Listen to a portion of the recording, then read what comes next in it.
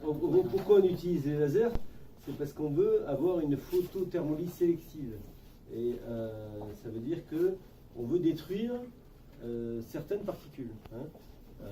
Admettons que ce soit le laser pour la couperose. La couperose, c'est des petits vaisseaux rouges sur le visage.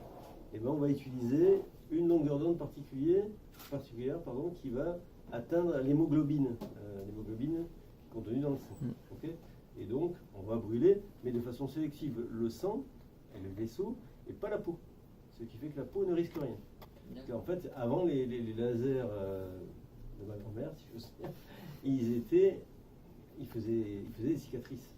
On détruisait les vaisseaux, mais on avait aussi destruction de la peau autour.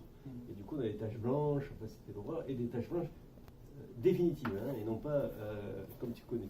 Après, on a des lasers effectivement épilatoires pour les poils, et là, on va détruire la mélanine qui est dans le poil.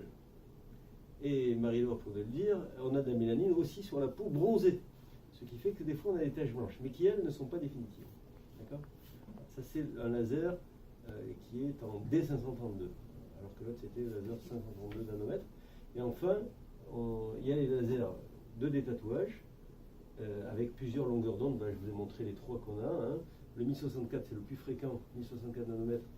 C'est le laser fractionné qui fractionne donc les particules noires, essentiellement.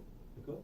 Après, on a le laser à 755 nanomètres pour les couleurs bleues, violettes.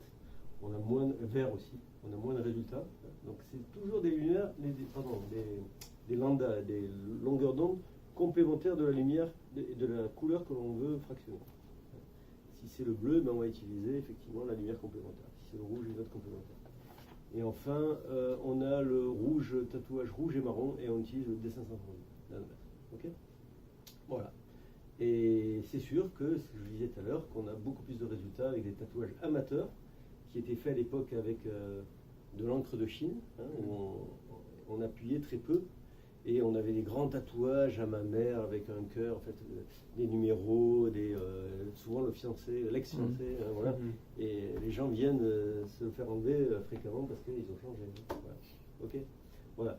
Sinon, vraiment, ça saigne, ça fait mal, et il vaut mieux pas faire un nombre de séances important parce qu'on en a vite marre. D'accord ? Il y a d'autres questions ? Oui.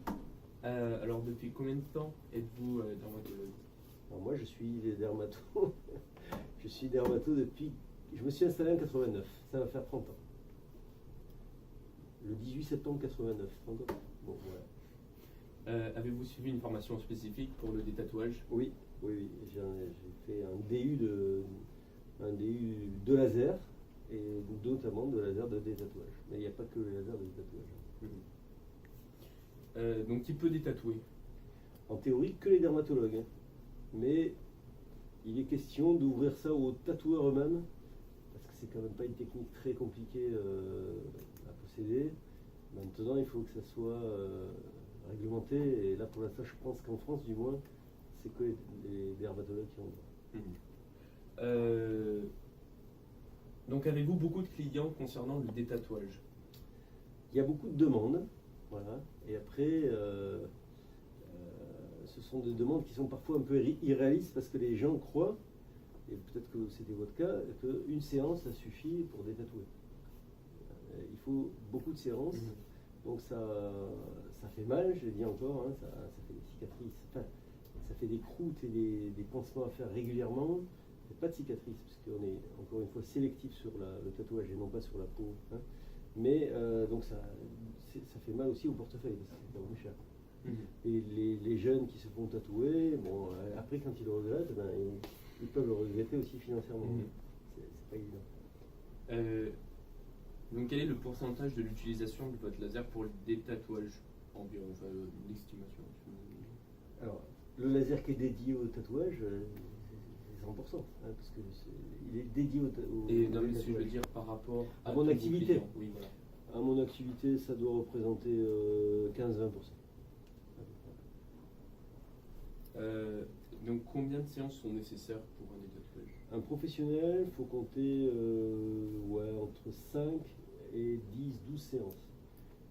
Surtout s'il est noir, là ça marche bien. Après, un tatouage de couleur, moi j'ai eu une jeune fille qui a eu le record du monde pour moi, mon record personnel plutôt.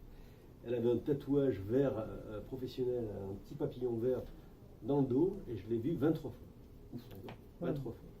Mais autant dire que les dernières fois, elle a voulu jusqu'à la fin, tu vois, les enlever. Et ça me prenait 30 secondes, parce que c'était très rapide. Alors qu'elle a souffert beaucoup au début. Parce qu'en fait, il restait quelques brides vertes qu'il fallait. Mais je l'ai revu un an après toutes les séances. On ne savait plus où il était. Il était indistinguable de la peau normale. Donc même le vert, si on y va longtemps, parce que le vert c'est une mauvaise réputation. Hein. Quand je vois un vert, je dis ouh là là, ne faites pas madame, ça va être trop long. Ou monsieur. Voilà. Okay. Quel est le prix d'un des tatouages? Alors le prix d'un tatouage est variable, ça va de 50 € pour un tout petit tatouage. Voilà, après moi maximum 300 €, mais c'est parce que je vais y passer 2 heures par séance. Ok.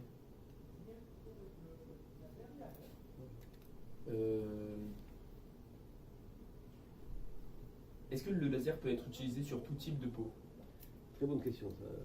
Il faut faire attention aux peaux pigmentées, aux peaux noires et aux peaux très mates. Parce qu'il y a des risques de cicatrices, alors, en théorie qui ne sont pas définitives, mais en tout cas ça blanchit encore plus que le laser épilatoire. Okay. Donc on évite de faire ça en période ensoleillée. Il faut toujours le faire en période hivernale, chez une personne non bronzée, et qui ne va pas se faire bronzer dans le mois qui suit. Donc même sur la séance d'un tatouage, donc ça doit être variable aussi. C'est variable, bien vu, et ça peut être 5 minutes à 2 heures. 2 heures, c'est très très difficilement supportable. Hein. Ouais. Donc est-ce qu'un des tatouages fait mal Ça fait mal. Alors, on a la possibilité de réduire la douleur en mettant au préalable une crème en couche épaisse qui s'appelle la crème Emla ou Anesderm, qui est à base d'anesthésie en fait, de xylocaïne. Prilocaïne exactement. Donc quel type de clientèle recevez-vous pour le détatouage? Alors ça va du tatouage rituel, j'en ai pas mal, des tatouages rituels des maghrébins, marocains notamment, qui ont des tatouages sur le visage, qu'elles ont fait quand elles avaient 20 ans et qui ont maintenant 50-60 ans. Et alors chez qui on a des résultats fabuleux parce qu'on ne voit plus rien en 1 ou 2 séances. C'est des tatouages à l'encre de Chine, vraiment très grands, souvent sur les lèvres, et sur le nez, sur le visage, voilà. Et là, on est le roi du pétrole, ça marche super bien, elles sont contentes, elles ont 60 ans à peu près, ouais, parce que ça se fait presque plus maintenant chez ces tatouages-là. Après, il y a beaucoup de jeunes qui viennent pour des tatouages professionnels. Alors moi, franchement, je prends des petits tatouages, un petit cœur, un prénom, voilà. Okay. Donc avez-vous vu une évolution de cette clientèle depuis que vous êtes dermatologue? Est-ce que j'ai vu une évolution? Je dirais que les gens sont quand même de plus en plus informés. Ils ont Internet, vous aussi, hein. Et donc ils savent un petit peu à quoi ils vont s'attendre. Et a priori, voilà, ils sont plus informés, donc ils savent ce qu'ils veulent. Ils disent, voilà, moi je veux ça et ça et ça. Enlevez-moi ça du tatouage qui est énormissime, mais celui-là je ne le veux pas. Pourquoi ils ne veulent pas, je ne sais pas. Voilà, c'est une histoire très personnelle. Donc il y a des couleurs qui sont plus difficiles à faire des tatouages. Là, le bleu et le vert, j'ai dit tout à l'heure, le bleu, le vert, le jaune. Le bleu, vert, le jaune, difficile. Après le rouge marron, c'est mieux. Et enfin le noir qui est le meilleur, plus facile. Donc quels sont les risques du détatouage? Le risque du tatouage. Alors, il y a des risques qu'il faut calculer. Par exemple, un tatouage qui fait tout le cercle, qui fait un cercle autour de la jambe, il faut l'éviter de le faire. Ou alors il faut le faire en 2 fois, parce qu'on peut avoir un œdème constricteur ici et une nécrose. Hein, donc ça, nous les laséristes, on est prévenus. On va éviter de lasériser toute une circonférence d'un membre, par exemple. Hein. Donc ça c'est quand même un risque important. Après il y a des risques cicatriciels, il y a quand même des cicatrices qui sont un peu inévitables parfois. Voilà, il y a des risques infectieux, mais si on fait attention de façon stérile, on ne les a pas. Les risques hémorragiques, il faut pas quand même prendre des zones énormes. Donc et puis il faut mettre un bon pansement compressif après la séance. Et la patiente doit elle-même réaliser ce type de geste après. Combien coûte un laser? Alors, le laser que je viens de vous montrer, on l'a acheté il y a très longtemps. On l'a acheté il y a une vingtaine d'années. Et on l'avait acheté 1 500 000 francs à l'époque, ce qui représente 230 000 euros. Je vais laisser celui-là.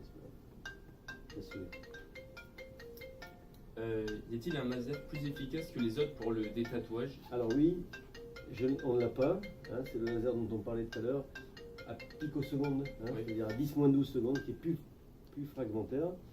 Il y aura même peut-être un jour le femtoseconde, Ah qui oui. existe déjà. Voilà. Donc là, bien bon, voilà, nous tant qu'il marche, celui-là, il vaut tellement cher. Ouais. Et puis les gens voilà, sont relativement contents. Quand même. Le picot marche mieux, il est plus hein, c'est normal quand le temps d'impulsion est très extrêmement court, il est beaucoup plus explosif. Hein. Vous avez vu, ça fait comme une explosion. Voilà. Donc, pour finir, dernière question, combien de tatouages faites-vous environ par mois? Je dois en faire 3 ou 4 par semaine, donc fois 4 fois 15, 16, un truc comme ça.